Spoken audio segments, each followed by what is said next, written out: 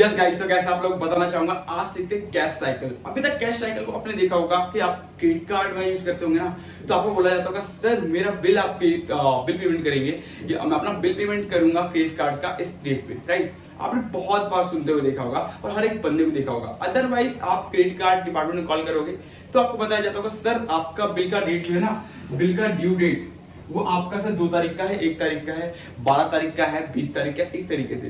तो आप बोलते सर बिल का ड्यू डेट यहाँ क्या स्टॉक मार्केट में वो काम करेगा? नहीं, वो नहीं है, दूसरा है, बट बताऊंगा डिटेल्स में। अगर एंड तक बने रहोगे तो ये बिल डेट वाला जो है वो भी बता के जाऊंगा। क्रेडिट कार्ड का फाइनेंस अलग है, बट मैं क्रेडिट कार्ड का भी आपको बता के जाऊंगा कि कैसे कैलकुलेट होता है क्रेडिट कार्ड डिपार्टमेंट। ठीक है, आपको कोई दिक्कत नहीं, क्रेडिट कार्ड तो बाद में बताएंगे। पहले जानते हैं कि कैश साइकिल होता क्या है स्टॉक मार्केट में। स्टॉक मार्केट में जब आते हैं ना, तो कैश साइकिल के बारे में पूरा डिफरेंट लगता है। जो साइकिल यहाँ पर पड़ी, क्या वो साइकिल कैलकुलेट होता है या फिर दूसरी साइकिल चलती है? फाइनेंस की दुनिया में हर कुछ अलग हो सकता है, ये चीजें हो सकती हैं, राइट। क्योंकि एक गुड्स जो एक चीजें बनती हैं फाइनेंस में, एंड गुड्स जो गुड होता है एक अच्छा भी होता है, राइट। दो वर्ड्स होते हैं अलग अलग तरीके से, कोई दिक्कत नहीं है, आप जान सकते हो, मैं बताऊंगा इतने अच्छा आसान तरीके से आपको कि आपको समझना इतना आसान हो जाएगा कि कैश साइकिल कैसे कैलकुलेट करते हैं ना। आप ये समझ लो कि 5th क्लास में आप पढ़ते हो या 5th क्लास तक की एजुकेशन लिए, फिर भी आप जान जाओगे कैश साइकिल होता कैसे। कोई दिक्कत नहीं है, ज्यादा नहीं, अब चलते हैं व्हाइट बोर्ड पे और जानते हैं चीजें हम कैसे करते हैं। देखो कैश साइकिल होता क्या है, पहले एक ये बात समझो कि मैंने एक XYZ कंपनी खोली। कंपनी खोलने के बाद मैंने एक प्रोडक्ट लिया, यानी 100 टन का आइटम मैंने परचेस किया किसी कंपनी से, और मैंने कहा कि 100 टन का आइटम हम आपकी कंपनी से परचेस कर रहे हैं एंड आने वाले टाइम पे हम आपको इसका अमाउंट पे करेंगे। यानी 30 दिन के अंदर मुझे ये अमाउंट पे करना है कस्टमर को, ठीक है। बट मैंने इसे 100 टन का एक कपड़ा लिया, ठीक। कपड़ा लेने के बाद मुझे प्रोडक्शन में टाइम लगा बनाने के लिए, टी शर्ट वो लगे मुझे 10 दिन का, एंड 10 दिन के बाद मुझे 20 डेज का टाइम लगेगा सील करने के लिए। यानी 10 दिन में मैंने किसी कपड़े को बनाया, 10 दिन में किसी कपड़े को बनाया, ठीक, प्लस 20 दिन उसके सील का लगा, यानी टोटल 30 डेज लगे। और उसके बाद मैंने उसका नेट प्रॉफिट मार्जिन निकाल करके उसका काम किया एंड देन उसको कंपनी को पे किया, ठीक है। अब आप एक बात बताओ कि आपके पास पैसा पड़ा है, 100 रुपए पड़ा है, ठीक है। 100 रुपए को आप ये कह रहे हो कि सामने वाले को इससे 100 रुपए ले लो आज मेरे से, और आप 100 रुपए का जो बिजनेस कर रहे हो उस पूरे पैसे को कवर करने के लिए आपको 30 दिन का टाइम लग रहा है। यानी 100 रुपए का माल जो आपने आज परचेस किया, 100 रुपए का 100 टन कपड़ा आपने आज लिया, उससे टी शर्ट बनाई, और 30 दिन में उस टी शर्ट को, मतलब 10 दिन का प्रोडक्शन टी शर्ट बनाने में, 20 दिन का टाइम लगा बेचने में, क्योंकि प्रॉफिट तो जब होगा ना जब बेच जाएगा जो हमने बनाया है। तो बनाने के बाद 20 दिन का टाइम लगा बेचने में, 10 + 20 30 दिन का अमाउंट जो बन करके आया 100 रुपए का, तब जाके हम पूरा प्रॉफिट निकाल पाए, राइट। तब हमने 100 उतना वेट कर। यस गाइस, तो देखो अभी तक हमने जाना कि 10 टन कैसे, मतलब हम टन कैसे सेल कर सकते हैं। मतलब एक पर्सन जो आता है मार्केट में तो सेलिंग करने के लिए 100 रुपए पड़ा है, 100 रुपए से 100 टन खरीद करके वो पूरे पैसे को प्रॉफिट में कन्वर्ट करने के लिए 30 दिन का टाइम लेता है, ठीक है। तो ये अपना 30 दिन का टाइम लगता है, मतलब 100 रुपए का बिजनेस 100 टन खरीदा, उसके बाद 30 दिन लगता है सारा प्रॉफिट बनाने के लिए। तो इतना टाइम देंगे तो हमारा बिजनेस कैसे इतना ग्रो कर सकता है? अब ये बहुत बड़ी बात होती है, राइट। तो कोई दिक्कत नहीं है। अब आपको एक दूसरा एग्जांपल देता हूं कि मार्केट में होता कैसे और कैसे कंपनी डील करती है। अब मान लो XYZ एक कंपनी है, ठीक है।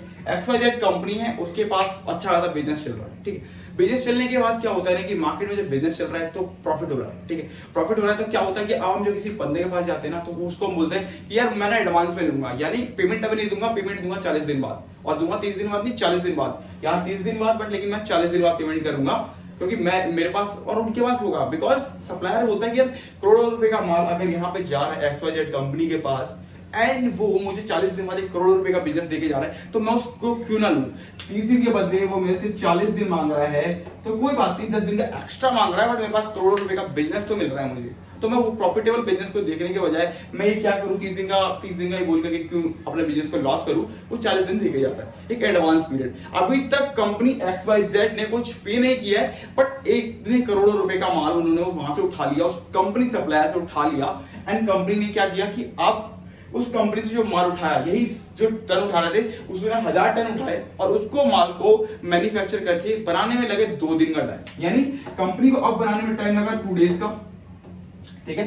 अभी तक एक बंदा था उस वही वर्क कर रहा था तो 100 दिन लग रहे थे। सेम थिंग यहाँ पे XYZ कंपनी ने 2 दिन में पूरी चीज को बना भी लिया बिकॉज कंपनी बड़ी है, प्लस पूरा उनका मार्केट का डिस्ट्रीब्यूशनशिप बहुत अच्छी है, मतलब डिस्ट्रीब्यूटरशिप बहुत अच्छी है, हर जगह पे फैला हुआ प्रोडक्ट है। ये अगर मान लो पीएनजी से कंपनी का हर जगह, पैम्पर कौन नहीं खरीदता, अगर आप देखो पैम्पर, विस्पर या फिर आप देख लो हेड एंड शोल्डर, हर किसी एक किराने से किराने दुकान तक आपको हर कुछ मिलेगा, लेवल टू लेवल, विक्स हर जगह मिलेगी, हर एक घर में मिलेगा।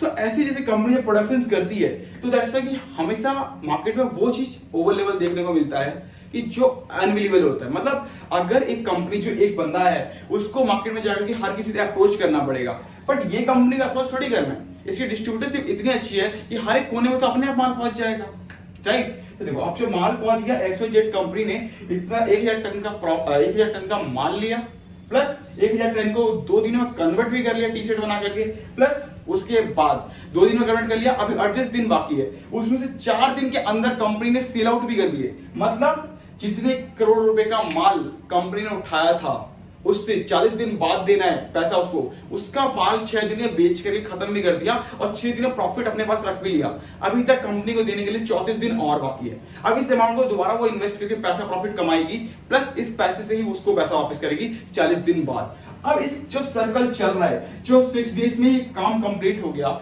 जो कि वो 40 डेज का टाइम मांग करके आई है कंपनी, राइट। कंपनी ने 40 दिन का टाइम मांगा है, 6 दिन में प्रॉफिट बुक कर चुकी है अपना, अभी तक 1 रुपया नहीं दिया जिससे माल लिया है, प्लस 6 दिन में प्रॉफिट भी निकाल लिया, माल भी बेच दिया एंड अब पैसे देने के लिए बचा लिए, प्लस उस पैसे को दूसरी जगह पे इन्वेस्ट करके उससे ही पैसा कमा लिया। यानी कि बिजनेस उस तरीके से किया इन्होंने कैश साइकिल कि 40 दिन का आपने मुझे टाइम दिया, बट 40 दिन का टाइम से पहले उसने अपने बिजनेस को कवर कर लिया, यानी कि पैसा प्रॉफिट करने के लिए सिर्फ 6 दिन का टाइम लगा उसे। तो ऐसी कंपनियां जिसके पास टाइम लिमिटेशन मान लो कि बहुत ज्यादा, यानी कि टाइम लिमिटेशन बहुत है, बट लेकिन कंपनी बहुत जल्दी काम खत्म कर देती है। 6 दिन में काम खत्म कर दिया जो 30 दिन में हो रहा था, राइट। 6 दिन में काम खत्म कर दिया, उस पैसे को दोबारा से सर्कल किया और दोबारा से माल उठाया और वापस बेचा, बट उस पैसे को अभी तक दिया ही नहीं किसी को, सिर्फ प्रॉफिट ही रखते जा रहे हैं और माल बेच करके पैसा रखते जा रहे हैं, बट हम पैसा दे ही नहीं रहे और वो पैसा देने का टाइम लंबा है। तो इसमें क्या होता है, कंपनी के पास पैसा 0 रुपीज इन्वेस्ट किया, प्रॉफिट अपना 100% बना के बाहर हो गए। ये होता है कंपनी की स्ट्रेटेजी, ये होता है कैश साइकिल। मतलब कंपनी और ये कैश साइकिल जितना कम हो किसी भी कंपनी का, उतना ज्यादा अच्छा होता है। और अगर माइनस में हो तो समझ लो कि आपके लिए वो कंपनी तो बहुत ही बेस्ट है। ये जैसे पीएनजी का कंपनी अगर देखोगे तो -163.39% का जो चल रहा है अभी करंट बिगेस्ट कंपनी का डील चल रहा है, यानी पूरे साल में 365 दिन होते हैं, तो यानी समझ लो 163 दिन, यानी कि 163 दिन का जो है से भी कम टाइम, मतलब कि टाइम ही नहीं लगता सर, पूरे मार्केट में टाइम ही नहीं लगता जिसमें कि आप कंपनी को पे करना है, कंपनी को उतना अमाउंट देना ही नहीं होता। अगर आप दूसरी कंपनी उठा के देखोगे अगर इसी में, तो देखो 365 दिन दिखा रहे होंगे, 372 दिन दिखा रहे होंगे, जिसके तरीके से कैश साइकिल में पैसा पेमेंट करना पड़ता है। इसमें पेमेंट करने की दिक्कत निधि नहीं है सर, कंपनी माइनस में चल रही है, यानी कि प्रॉफिटेबल बिजनेस ऑलरेडी इतना चल रहा होता है कि कंपनी को कोई दिक्कत ही नहीं होती, यानी कि पैसा कब किसको रोटेट करके किस तक जाना है उसको कोई टेंशन नहीं है। बिकॉज मैंने आपको एग्जांपल दिया, 6 दिन में अमाउंट कंप्लीट करके सेल आउट कर दिया बिजनेस को, वापस पैसा आ गया, उस पैसे से पैसा नहीं दिया तो माल ले लिया, वापस सेल आउट कर दिया। तो देखो 40 दिन का टाइम पीरियड में कितने बार उसने सेल आउट करके बिजनेस कमाए और उसके बाद जाकर पेमेंट करी, ठीक। सेम थिंग यहाँ, तो इस तरीके से जो मार्केट होता है, ऐसे मार्केट में ये कैश फ्लो दिखाता है कैश साइकिल को। आप इसको बैंकिंग एंड फाइनेंस सेक्टर में छोड़ करके बाकी जितने सेक्टर होते हैं सब में कैलकुलेट कर सकते हो बिल्कुल आसान तरीके से। ये होता है कैश साइकिल।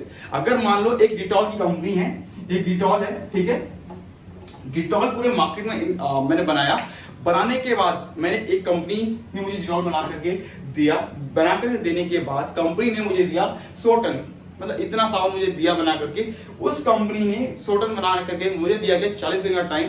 मैंने कंपनी को पे आउट नहीं दिया, बट उसको सेल आउट करके पैसा कमा लिया, 6 दिन में सब कुछ कर लिया और बाकी का 34 दिन बाकी हैं, उसमें रिव्यूज करके, मतलब राउंड सर्कल घुमाते घुमाते मैंने और भी सेल किए और सारी चीजें करने के बाद सेल बिजनेस बढ़ गया मेरी कंपनी का, एंड साथ ही साथ प्रॉफिट का जो बिजनेस था, मतलब पेमेंट जो दी मैंने अपने सेलर को जिससे मैंने माल लिया था उसको दिया 40 दिन बाद, तो प्रॉफिट कितना हो गया कंपनी का, राइट। तो इस तरीके से बिजनेस चलता है। और जिसका ये माइनस में हो वो उसमें तो और भी अच्छी चीज होती है, कैश साइकिल बहुत ईजी है और बहुत कम टाइम में कंपनी ज्यादा प्रॉफिट बना पा रही है। राइट। तो इस तरीके से कैश साइकिल वर्क करता है, राइट। अगर समझ में आ गया होगा आपको, अगर नहीं आया तो कमेंट करके बताइएगा, बताऊंगा जरूर। और यस, लास्ट में आपको मैंने बताया था कि हमें कुछ जानना है कि हम क्या कर सकते हैं। इस बिल साइकिल क्या होते हैं क्रेडिट कार्ड डिपार्टमेंट का। तो बिल साइकिल पे आपको कैश साइकिल मैंने बताया बिल्कुल इसी तरीके से, कोई दिक्कत नहीं। आप जान लो कि क्रेडिट कार्ड डिपार्टमेंट में कैसे वर्क करता है एक क्रेडिट साइकिल।